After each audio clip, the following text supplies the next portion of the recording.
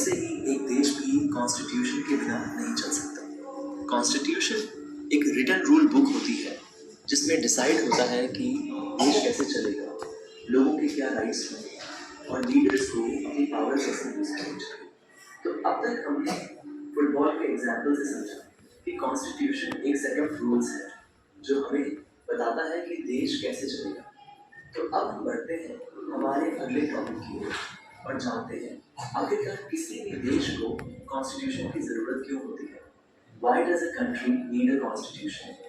सोचो एक क्लासरूम है जहाँ एक लड़का सुरेश मॉनिटर बना हुआ है, लेकिन वो अपनी पावर का गलत यूज करता है।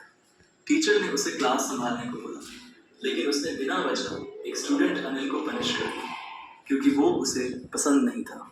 अब अगर कोई रूल ही नहीं होता मॉनिटर के बिहेवियर को, तो वो किसी को भी गलत तरीके से ट्रीट कर सकता। इसलिए कॉन्स्टिट्यूशन हमें प्रोटेक्ट करता है ऐसे मिसयूज ऑफ पावर से। तो कॉन्स्टिट्यूशन क्यों जरूरी है? इसकी सबसे पहली वजह है क्योंकि ये हमें पावर के मिसयूज से बचाता है। अब जानते हैं कॉन्स्टिट्यूशन क्यों जरूरी है। इसकी दूसरी वजह, it protects the interests of minorities. एक क्लास में